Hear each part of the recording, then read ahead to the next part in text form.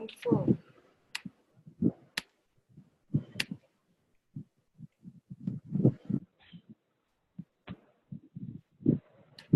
Oh, here we are recording. Coaches, in case you're wondering, Ram is not available at the last minute and I'm facilitating today's call. And it's wonderful meeting you all again. And more importantly, I'd like to introduce you to our guest for today. Manisha. Please say hello to Manisha Dahad. Am I saying it right? Yes, you are. And hello, everybody. Thanks, Manisha. Lovely to be here with everybody. Manisha has got an extremely rich profile and portfolio of services and coaching projects, assignments, and leadership stuff that she's busy with. I just read it a few minutes ago, but I read it some time ago, and again to refresh my mind a few minutes ago, and really very impressive in terms of contributions to the world of people development and social change. You know, when you talk about a social agent or a change maker, an innovator of change, I think that those descriptions apply beautifully to Manisha. As part of Manisha's presentation is going to include some of the stuff that she has done, more an in-depth into it. And I was just saying to her about an hour ago that she seems to have moved from the field of engineering into development and social change. So we'll pick her brains around topics of interest to us as she presents. So I invite you to ask questions. If Manisha cannot answer it at that moment, she'll let you know and hold it for a bit later. And without further hearing my voice, I'll hand over to Manisha. Welcome to the call, Manisha.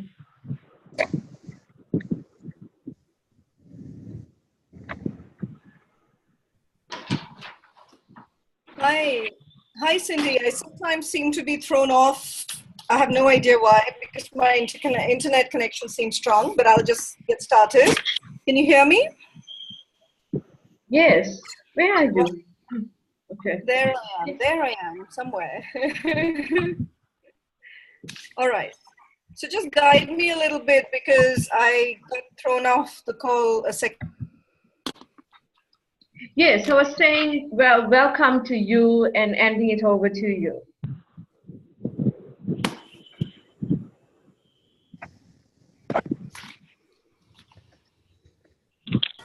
Are you okay, Manisha? Are you thrown off again?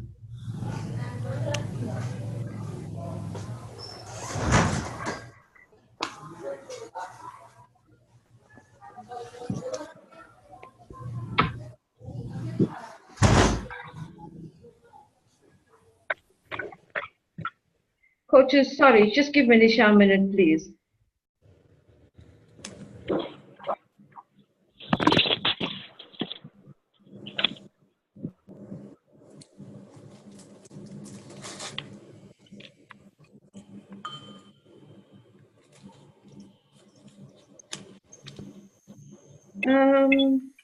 There you go. There you are, Manisha. I'm so sorry. I don't know what's going on. But if I keep getting thrown on, I'll try and come back and keep continuing. Is that okay? That's the best I can do right now. Yeah, don't worry. I'll just talk about core competencies in the meanwhile. Between us, we lead this session. I think that's a great idea. With all our connections across the world. Okay, so thank you, Cindy, for the introduction that I didn't get to hear, but I'm sure, you know, it's wonderful to be here and be on this platform and connect to so many amazing, wonderful coaches. I can see some of the faces. So hello, everyone. If you can wave, that's fine too. Wonderful. Great to connect. And today I'm actually going to share about what does it take to coach in the social space or to coach change makers or social leaders, you know, all the various names we use for people who are making a difference in the world. And it's is different. I personally feel that there is a difference between coaching, doing executive coaching and coaching people, doing even life coaching for that matter, to coaching a social change leader. And to give you a sense of why I believe that, I want to just give you a little background on the work that I'm doing. So it'll give you a sense of why we have created a new coaching model for the social space. And obviously it's something that everyone can use and share, but most importantly, I want to identify the areas that we believe coaching is so powerful for change makers, and how is it different in comparison to life coaching or executive coaching. So that'll be what I'm going to be covering today. I'm just going to share my screen because that'll give you a little bit of background. Is that sharing now? Yes. Okay, great. So I'm currently heading an organization called GAP, which is Global Action on Poverty. The intention here being that we want to do everything we can possibly to work with change makers. Change makers are individuals that are either an NGO or a charity or a social or running a social enterprise. And we work with them to accelerate their journey so that we can eradicate poverty much sooner from our planet. And I know there's a long way to go, but that's the intention of what GAP stands for. And the reason we went into, so our intention with GAP is to impact 1 million people who are living in poverty by 2020.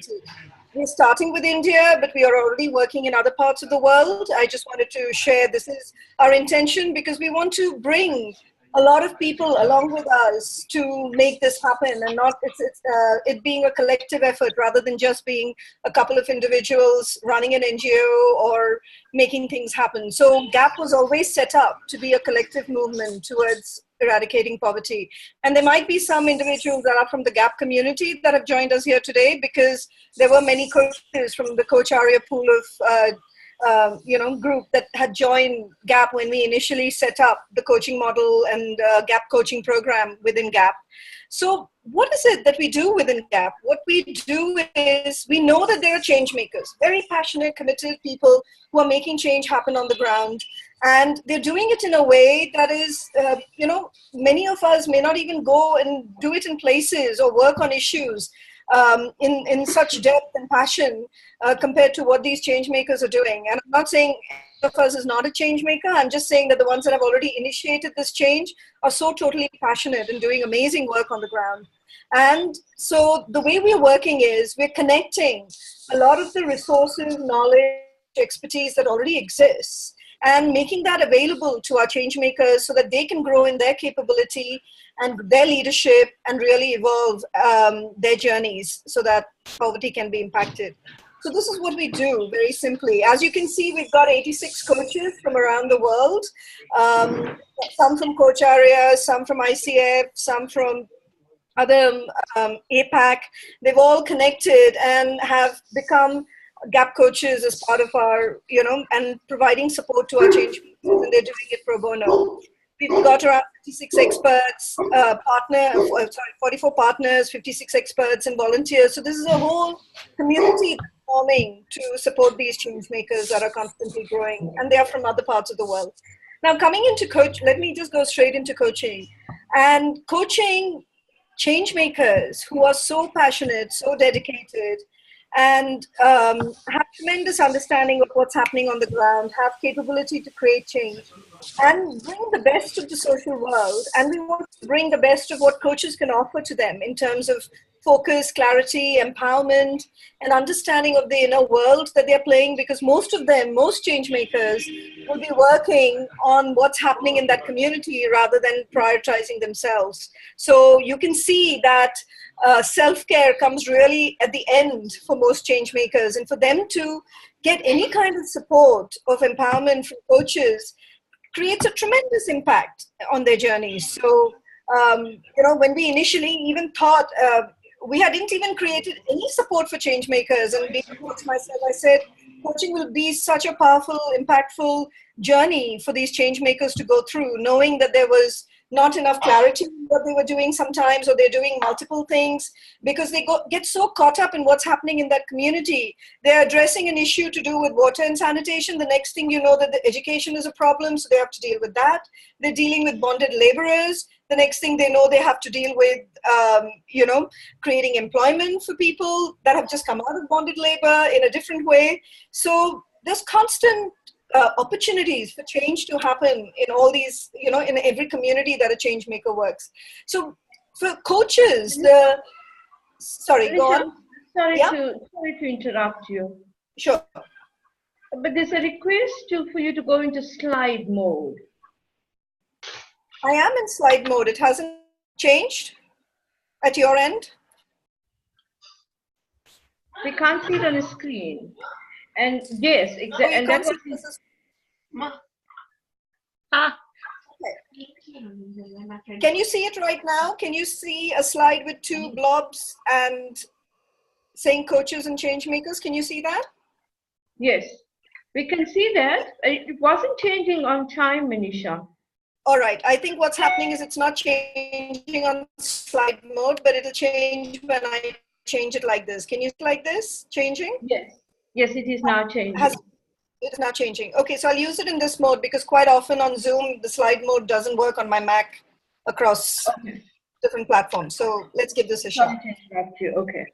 Yeah. So I was just sharing about how change makers and their world is so different from the worlds we take so much for granted. And it takes them into so many areas, and having a coach that provides stability allows them to have a mirror to see what's really going on, getting them to a place of clarity, getting them to understand what's happening inside their inner landscape, in which many have even never looked within, just creates such amazing impact in the Changemakers journey. So just to give you an idea, when we did a quick survey to see what added the most impact on their journey, when we had provided networking, learning, experts, coaching was one of the highest, impactful areas for change makers, because that allowed them to have space to look at what they're doing, how they can function better, and how they can become a better leader in that journey. Now, to get to this place of even developing a coaching model for the social space, there were a couple of us, coaches that had to really look at this in a holistic way to say, how is this different from any of our, regular coaching? And what came up is these are the three areas one needs to look at when we are coaching a change maker. One is around personal leadership, and that's something that we all normally coach around anyway, but making sure that this person understands their style and their way of working with the communities that they serve, and requires a very different style of coaching to get to their personal leadership. The other aspect is project effectiveness. So they're all working on different initiatives and lacking in many ways how to manage it in the most effective way. Sometimes the strategies are not clear. Sometimes they're doing, they're too diversified in their areas of focus. Sometimes not even a strategy of creating campaigns is even available, how to even engage with volunteers, or even look at how do I go out there and enroll the community to truly believe that this is required in the community and it is suitable for them. It requires a very different set of skills, which many change makers do not have. And then the non-core activities of an organization, from accounting to legal to anything like that, is always on the back burner because their passion is for the social cause. And that always takes priority to anything else in their organization and gets neglected in many cases. So when we are working with our change makers, even to get them to get ready for funding requires for us to do the planning, look at their funding, look at how they're even creating budgets. All of that, we have to work with them to get them ready to even get to the stage of funding. So just to give you an idea, coaching them to make their organizations effective, their projects effective, is a really key part. And most importantly, being what we would, doing what we are doing with GAP. GAP was there to eradicate poverty, for the people who are living in poverty to come out. So Changemakers was a medium for us to, make that happen, and a very powerful medium. So our intention was not just about let's make this change maker a great leader. which many of us as coaches would find that's an amazing thing to have done. Our intention was we need to make sure people are coming out of poverty as a result of this intervention with our change makers. So we didn't want to stop at just making a change maker a great leader and a great person who can do organization properly. We wanted to make sure that the work that is happening with the change maker is creating social impact. And as a coach, the change maker is being asked to look at their social impact much more deeply. So I'll go into detail with all of these areas. And lastly, in any of these coaching, and I think this is something many of you would be doing anyway, but to create the transformational space that was required for these change makers to truly open up, to go deep, to hold the space and energy that will allow them to emerge powerfully, through these conversations, was a really core part of the work that we're doing. Because these individuals are so purposeful in the work that they're doing that looking at themselves, looking at who they are and what their journeys are and who they can powerfully be is not something that many have even looked at. So that space was really important in our discussions of how we ensure that the coaching sessions are really powerful. So I'll just take you through a couple of thoughts around personal leadership. I know most of you will be very familiar with this, is to really tap into what their vision and passion is and ensure that it's aligned to what they're trying to create in their projects, because quite often we found that the person's dream and their vision and passion was there but not very aligned with the work that they were creating in the world. So by expanding that, we allowed them to, we could create space for them to get truly aligned with the work that they're doing. The other piece, obviously, that's slightly more distinct when you're looking at leadership development for change makers is there is a lot more collaboration about and bringing people along with them. So, generally leadership styles, obviously, you want people to get along in teams and influence and so on. But in this case, there's a tremendous amount of collaboration required by the change maker to grow as a capability and a capacity in themselves. Compassion to keep expanding. You would assume that somebody who's making social change happen, that they would be, very compassionate, empathize with the issue, and so on. But strangely, we found that the compassion tends to be pretty narrow in a particular aspect of who they are. And the more they understand who they are, that compassion also grows. And as part of this journey as a coach, you notice that their capabilities of compassion, humility, and connection, deeper connection with the community and the issues expand so much more. And their ability to drive change. Quite a few change makers you'll find are wanting to make change happen, but the capacity to really drive it, make it happen on the ground has a spectrum of, their capacity is at a level of spectrum. So some do it well, but in a short spurts. Some do it. Some just don't have the capacity. They have the idea, the compassion, but to make it happen on the ground, in a true reality that can have impact on the communities that they're working with, is limited. So these are some qualities we noticed that change makers truly need compared to other areas. And self-awareness and understanding of self is another thing that coaching obviously is what as a coach you're working with all the time. Project effectiveness. Again, I'm not making a distinction here. I'm just saying that we were looking at ensuring that the vision and the alignment of their strategy and their project is really, really important. The first thing we did when we surveyed all our 200 change makers that had worked with us, where coaches had worked with for the last 1 year. And for them, their alignment and clarity of their direction and purpose in connection to who they are became so much more clearer. That was such an added benefit to every change maker when it came to working with a coach. The other piece was to really make sure that their organizational processes were effective. You won't believe the number of conversations I've had and coaches have had to get a change maker to work on their processes to even measure the impact that they're having, to even have accounting processes in place to make sure all the spending that they're doing is accounted for, or even having volunteers that are being managed but not keeping track of who's doing what, where. So much of the processes of running an organizational effectively is missing.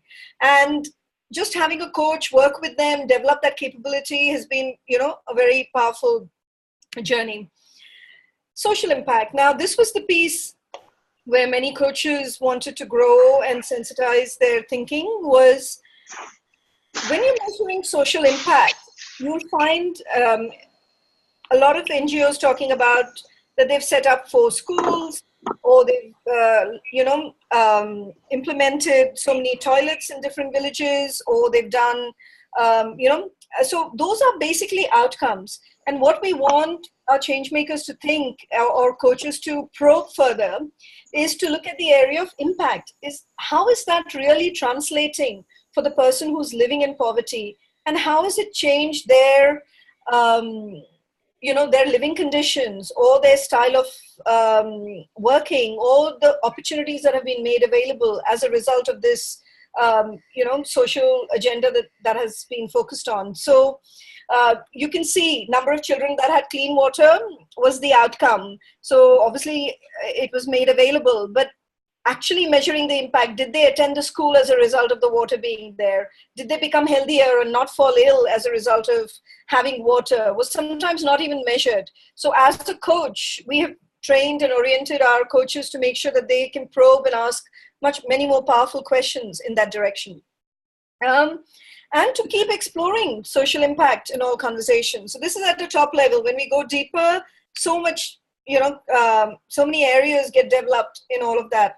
The last part of the model that we looked at was around the transformational space.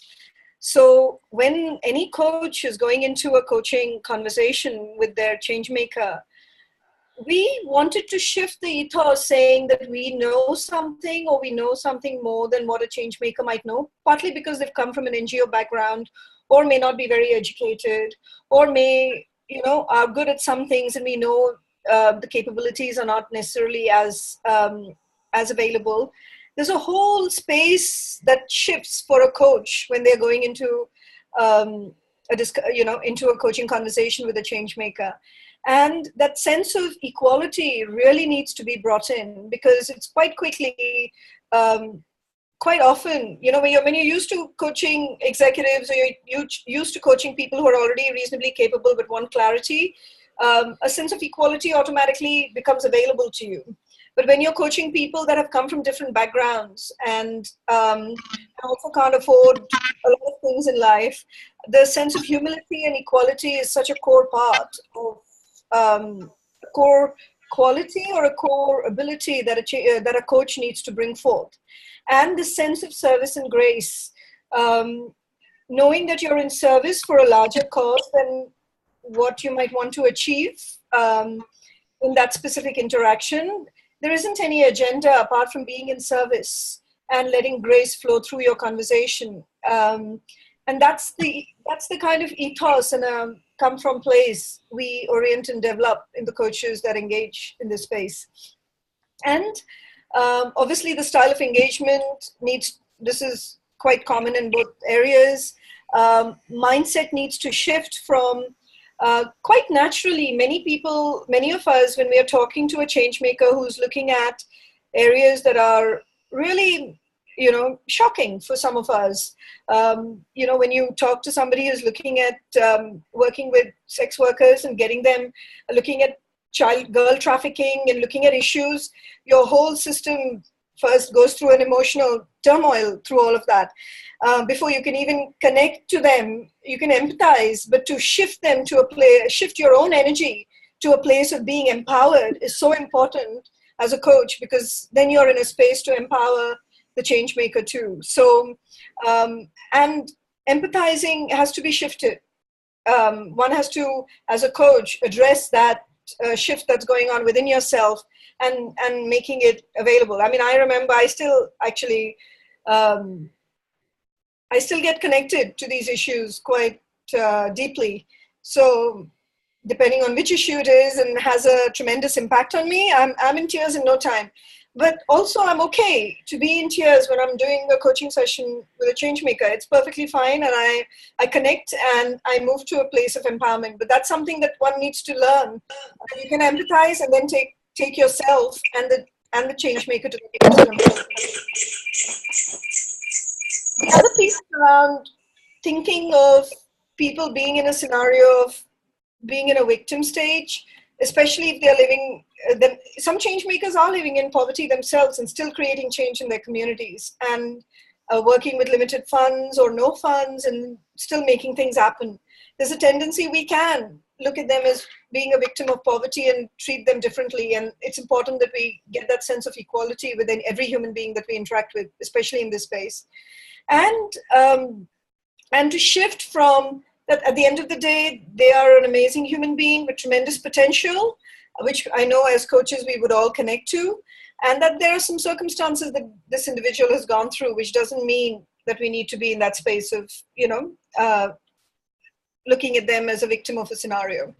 And so when we are, the other piece is about looking at them from a wholesome place of being the leader and the project and the impact. All of it is happening simultaneously so that you can empower the change maker. You can make sure that the impact that they're having on the ground is powerful through their organization, and that their organization is becoming, effective. So you're always juggling with these three areas, and there's an interplay that happens when you're coaching a change maker through this. And I know I'm talking, so nothing like experiencing a change maker and getting a sense of it, but I haven't, actually I could have done that. I could have asked a change maker to come on board and a coaching could have been done, but that's what we normally do when we work with our coaches.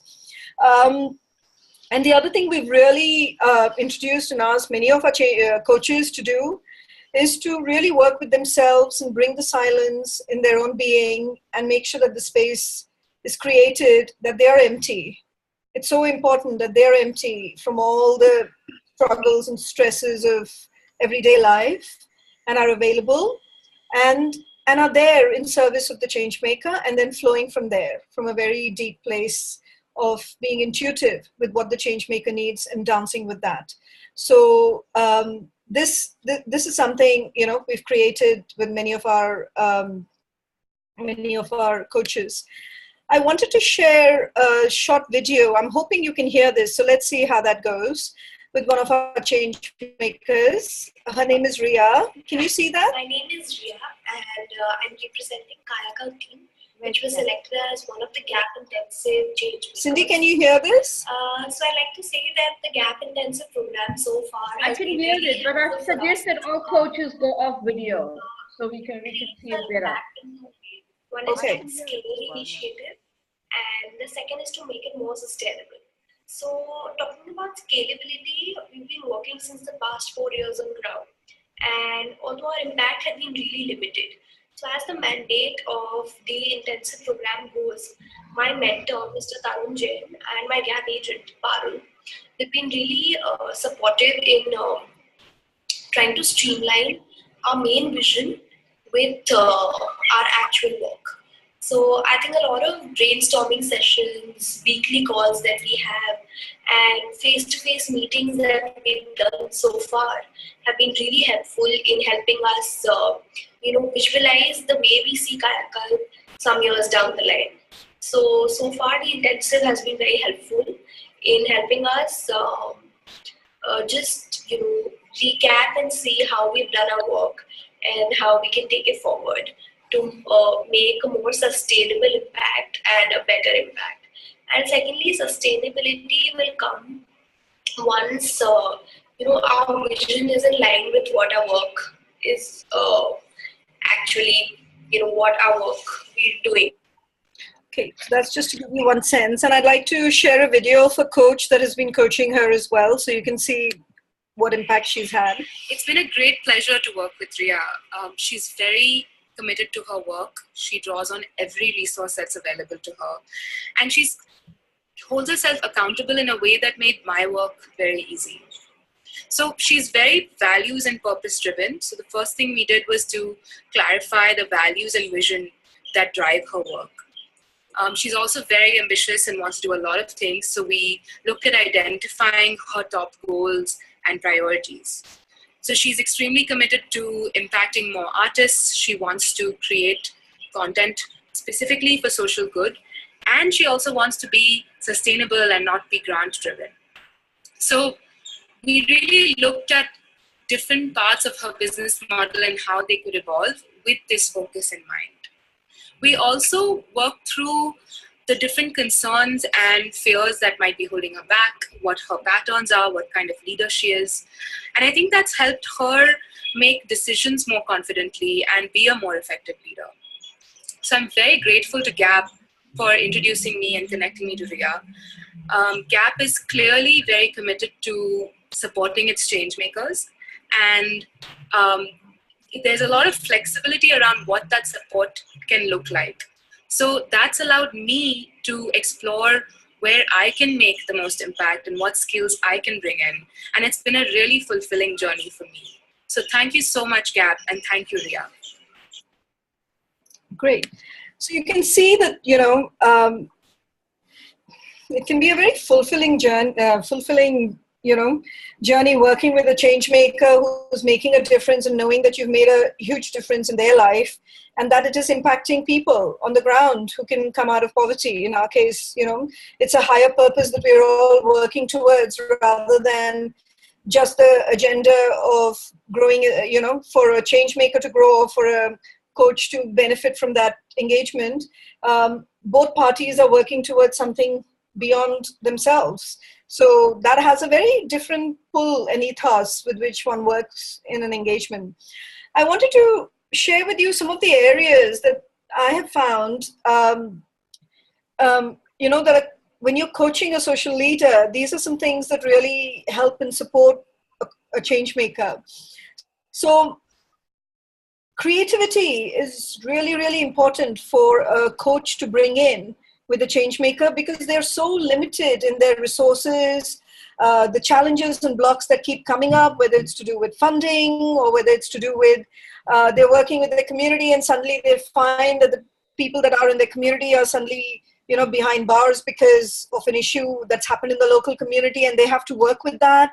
Or, there are always such scenarios with which, our normal thinking in a business environment or a life environment from the worlds that we come from get really challenged. And the only way we can work with our change maker is to keep thinking, getting them to think creatively of every possible way that they can make this change happen or address or find a solution or really reach out to a wider group of people that they can get support from.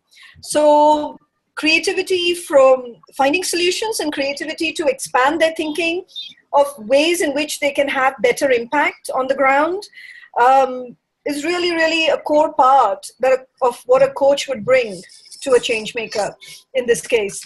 I'm hoping I'm making sense. Is that, I know I can keep talking and I don't feel like just talking to slides. So if you've got questions along the way, please do ask. Okay. The next piece is around resilience. The journey of a social leader is a really hard one.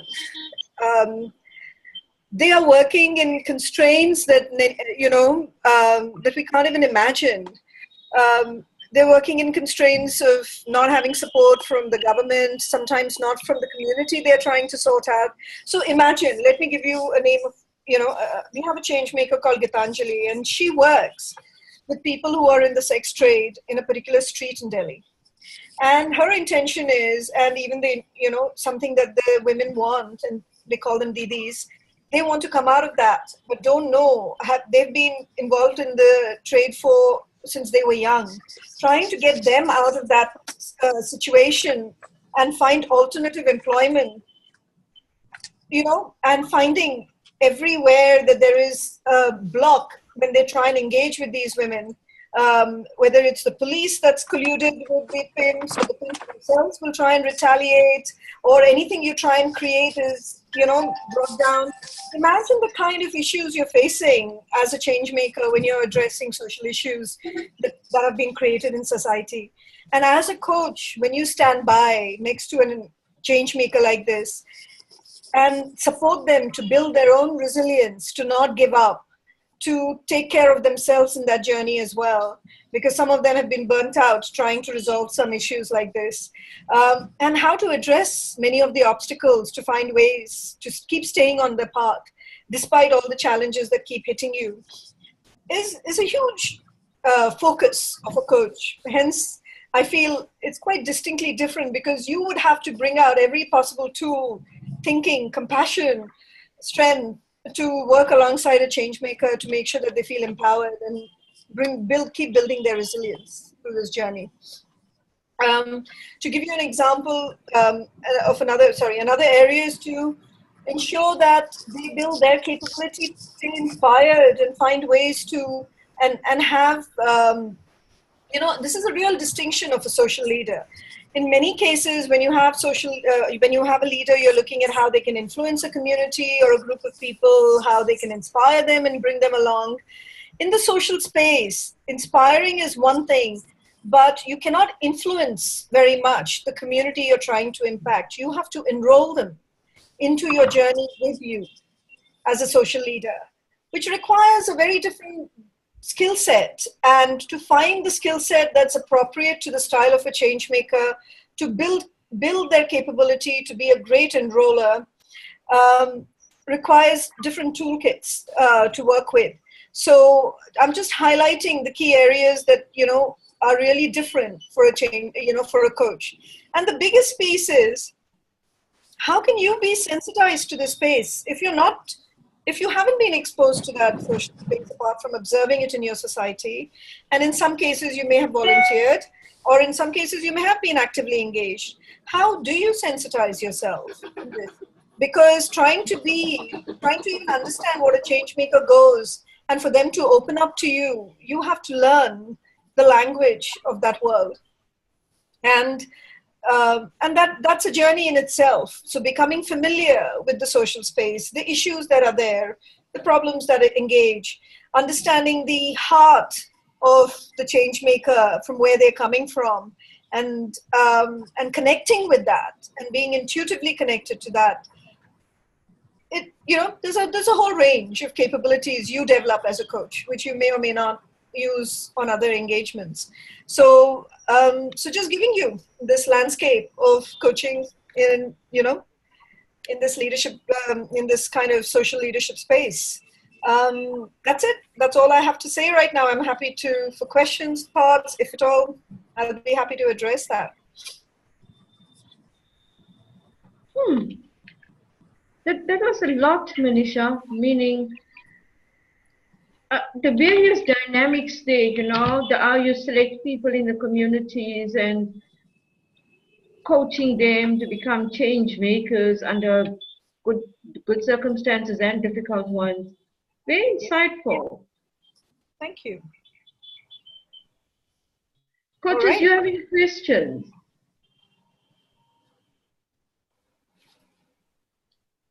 No?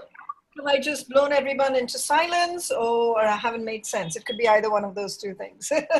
No, it was wonderful. Just listening to what's going on there and the depth of the magnitude of how you planned it and the strategizing around it and your insights that you shared.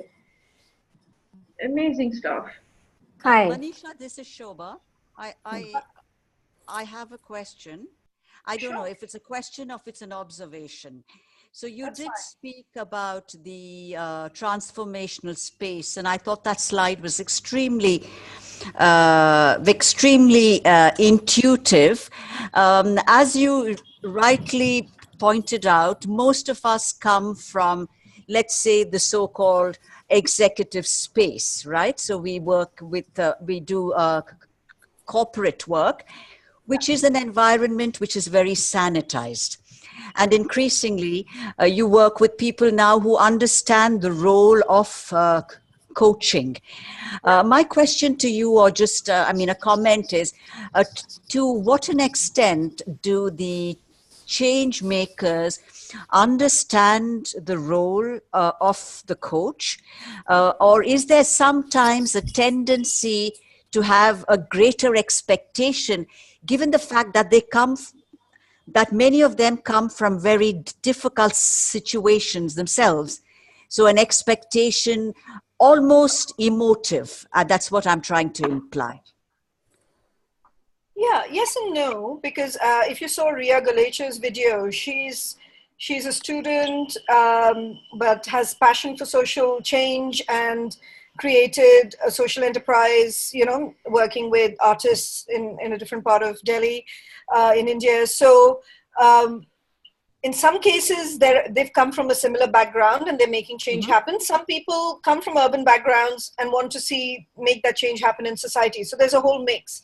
But it's true that the value of coaching is not necessarily understood by anyone, for majority of the people, unless they are in a business world, frankly, in India especially, and in other parts of the country, in other parts of the world, may be different, but in India especially right now, there is still an awareness that needs to be done. But more than that, what we do is the way we've designed it, we get every coach to work with a change maker that comes on board GAP. The moment they've been selected, we get a coach to work with them to work on their plan. And I know this is not leadership coaching necessarily, but it's a lot of coaching for the change maker to really get to engage with a coach. Nothing like experiencing coaching. There's no other way that anybody really understands coaching unless they experience it themselves. And the moment they begin to experience it, they begin to see the value and the connection and the mirroring and the clarity that is being brought by the change maker, and all of those things. And then the engagement begins to start. So now pretty much every change maker that's worked with a coach now wants to do leadership coaching. They want to develop their capabilities as a leader or keep continuing, to understand their inner landscape. So it works. And if the capability is not there for them to be very fluent in a language, or they're not necessarily very educated, the coaching changes. It isn't just pure coaching, it becomes a bit of mentoring, a bit of guidance, a bit of expanding your network to them. So it becomes a combination of things, especially if the change maker is not totally, is not very well educated. Makes a difference. Does that kind of give you some insight? Yes, absolutely. Thank you. Thank you for asking. Hi, this is Smriti here. Hi, Smriti. Yeah, thank you, Manisha. That was very insightful. I want to contribute and I want to know how I can do that. How does one get associated with this? That's beautiful. I can just give you my email and you can just connect. And what we do is we get people on board and we go through an orientation with our coaches to get them sensitized and get familiar with the model. And then you get to coach. Oh, wonderful. I'd love to do that. Wonderful. So what I will do is just share my email here. I'm trying to find the Zoom somewhere. Okay, I'll get to it and I'll share it. I think once I stop sharing the video. Can you just tell it, Manisha? Can you just say it? Okay. Or share it in the chat? Yeah, I'm just doing it here right now.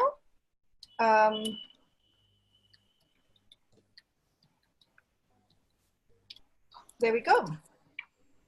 Thank you. Wonderful. Got it? Thank you. And lovely to have you participate. Thank you. Any thoughts, even observations or questions, or, can this really work? Whatever, anything that you might have. So Manisha, I don't know whether you're aware of this, but ICF Global has this big social goal that in 10 years from now, well now it's 8 years, everybody should experience coaching, irrespective of their economic status. Exactly. They can afford it or not, doesn't matter. Everybody should get an experience of coaching. And there's this drive to get coaches who is earning money from coaching to give back by doing some kind of, coach somebody who can't afford it.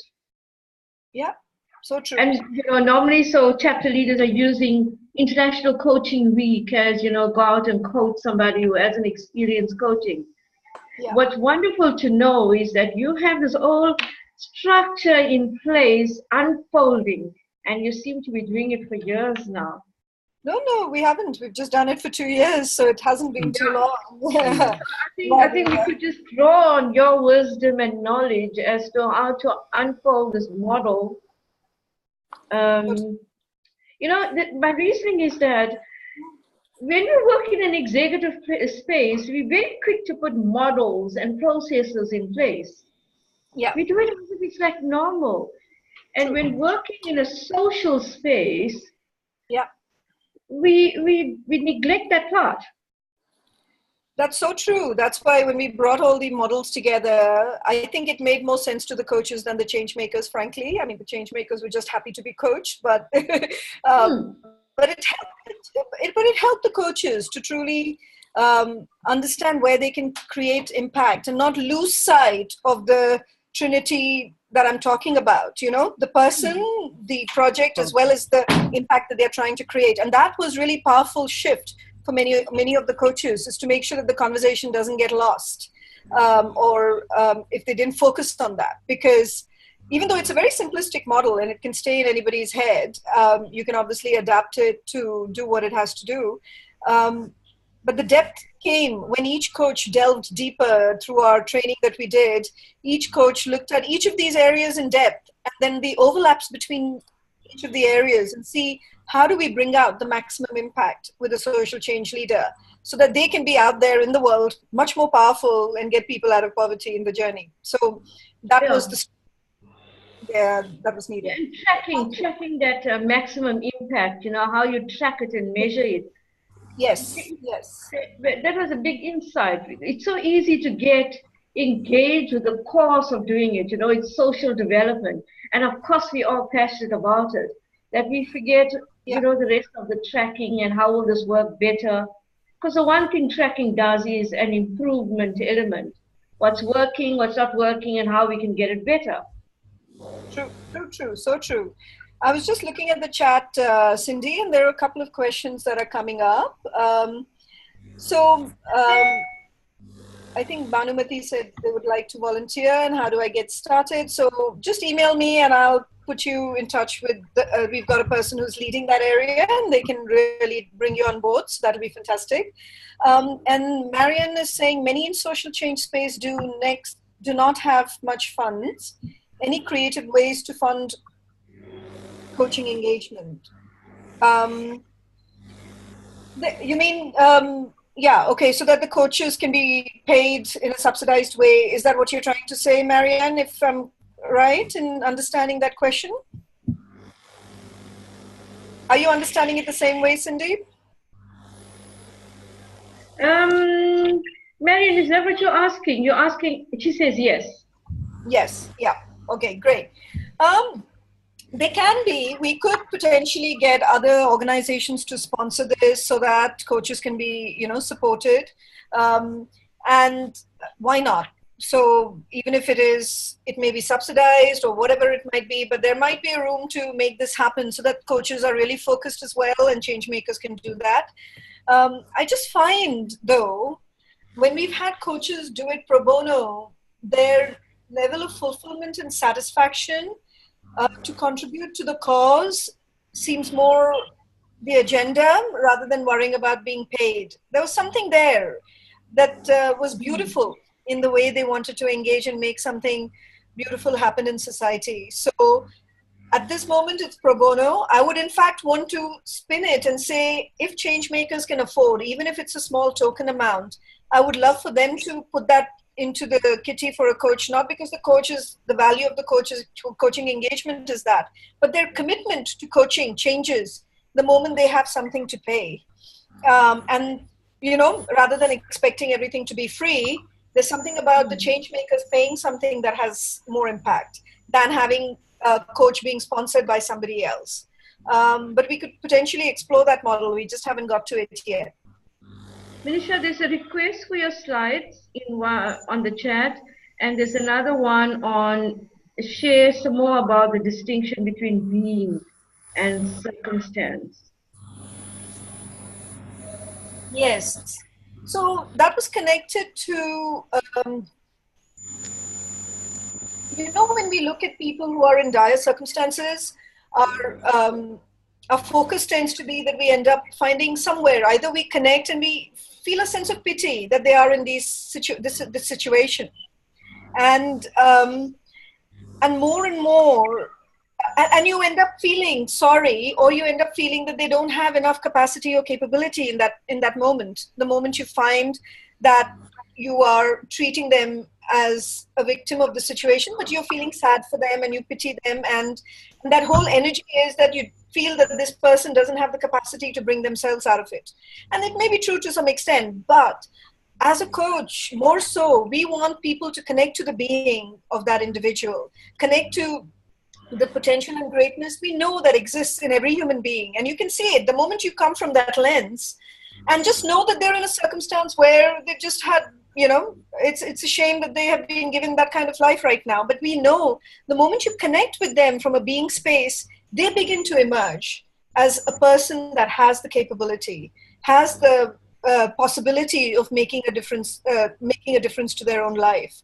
So, and that's the perspective that we are saying you keep when you're dealing with a change maker and you're dealing with the community that they are engaging with.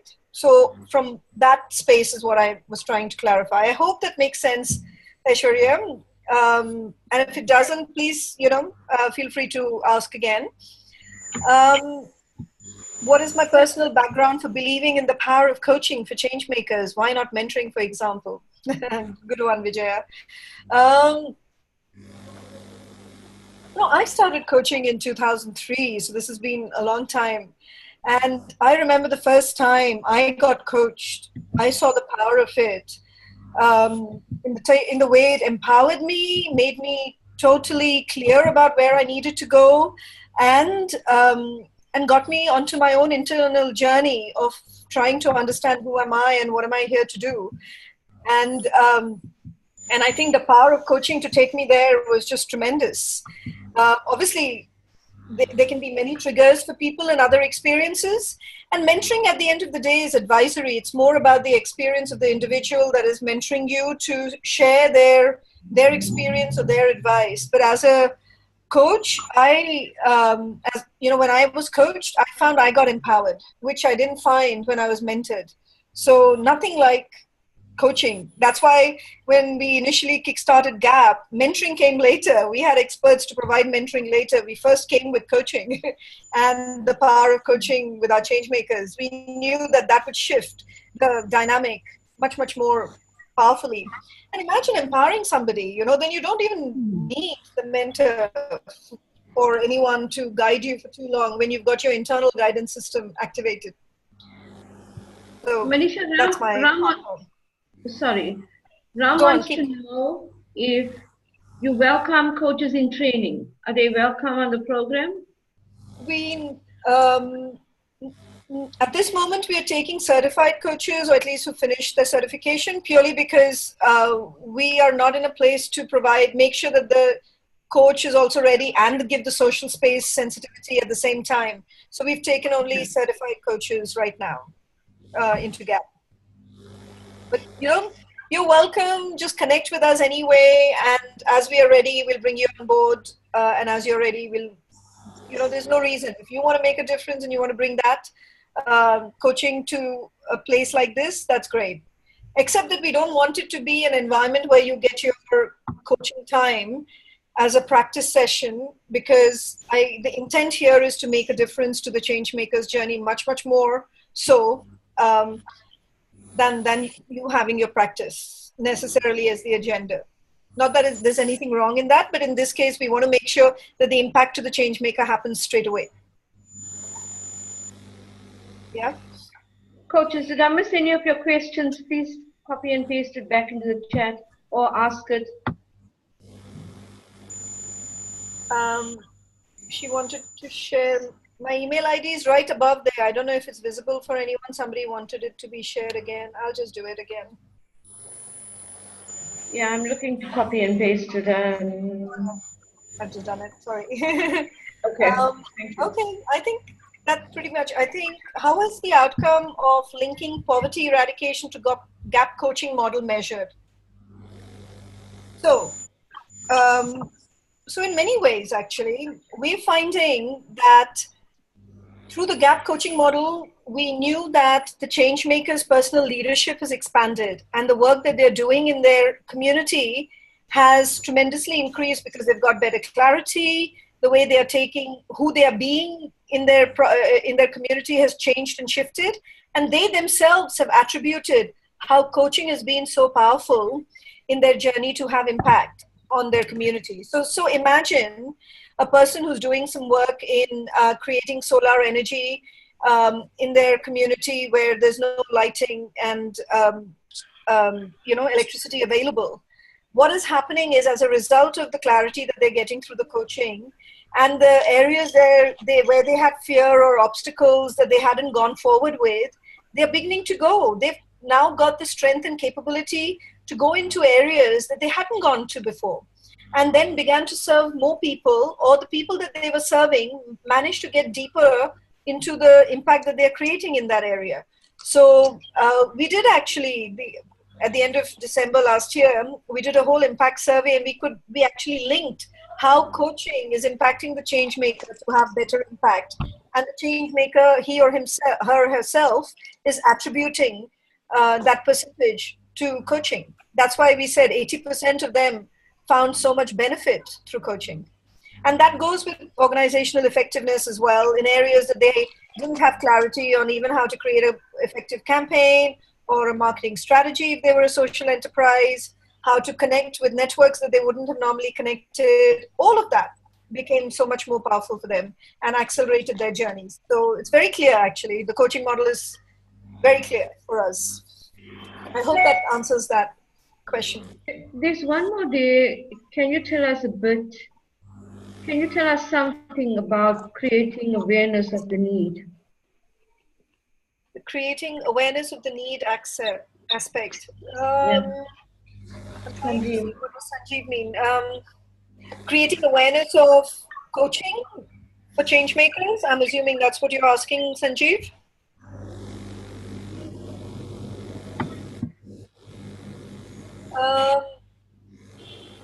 If that is the question, the need for the change.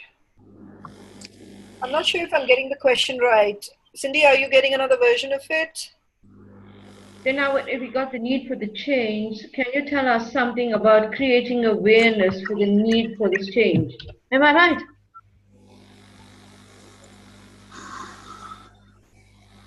Oh, for example, he's giving an example, the need for change in mental health. Right, Sanjeev? Am I saying it right? You want to know more about... Oh, okay. So what's one of the biggest challenges while coaching such a change? Sure. I think the initial challenge we had is for a change maker to even understand the power of coaching. I mean, they viewed coaching as somebody, the only time the word coach was more familiar to them is in sport. You've got a coach to sport, or so that's an area that they could understand.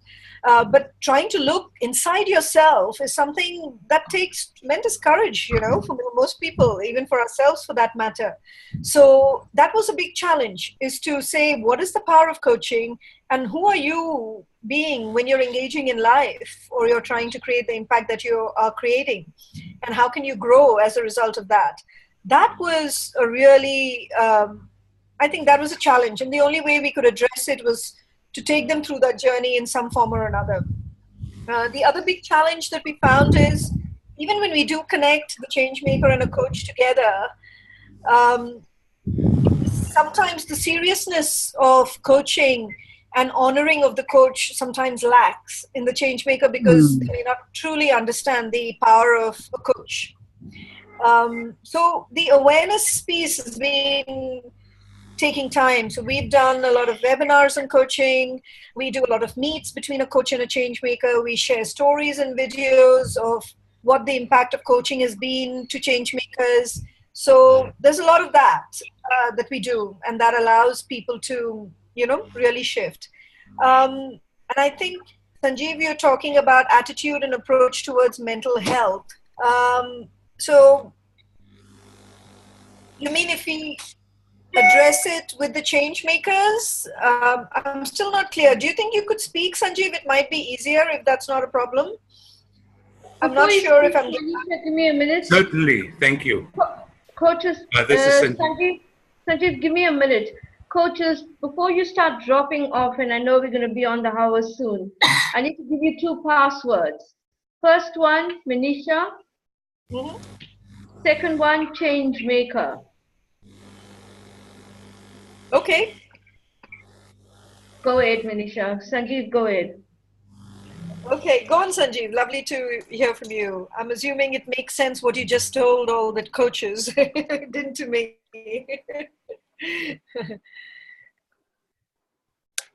Sanjeev, do you want to come back and ask Yeah, a I'm question? here. Yeah. Thank you, Manisha.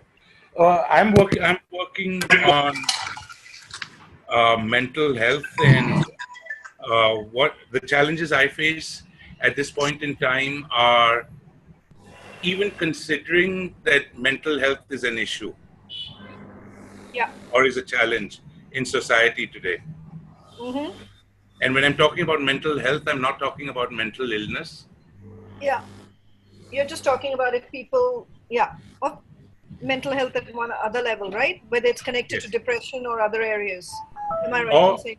Absolutely. And managing stress, making decisions, having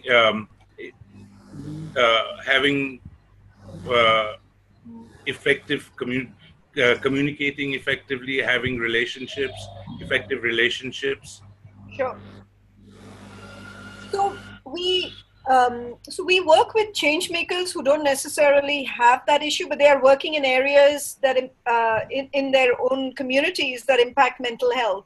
So it's difficult for me to address that specific question because the change makers that we have on board in the social in our space are individuals who have some capability in making that change happen in their community or society. So I have not necessarily addressed that in the change makers journey, but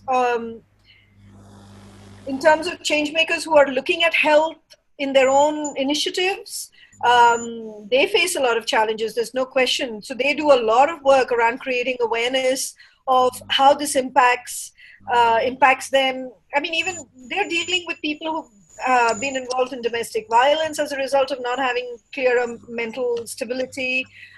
They've had people committing suicides. We've had farmers committing suicide because they can't create livelihoods. So mental health, there's such a spectrum. And so they are addressing it, not necessarily using coaching. They're doing their own mechanisms of creating change by creating awareness, providing counseling, and so on. So, and it's a hard journey for them. I would say it's a really hard journey. It's not easy. So if that's something that you're passionate about and you would want to support someone in that space, we could surely look at that. But I'm not saying we've addressed it necessarily. All right. Thank you. I hope that helps. Yeah. Yeah. Thank you. Thank you. Coaches, we have reached the end of our call. Anybody needs to say anything? Are you all okay to say our goodbyes? Wonderful. It was such a pleasure. Thank you. Manisha, the passwords were for coaches claiming CCU points. I see. I got it. Okay. Wonderful. Okay. And just to, Manisha, thank you so much. It was really enlightening. And the work you do is so inspiring. I mean, the way you talk about it, you can just pick up the inspiration and passion in your voice. Wonderful to hear from you today. Thank you. It's been such a pleasure and lovely to know you too, and to connect to all the coaches. So thank you. That's it. Wonderful time. Great. Okay. Thank you. Wonderful. Bye.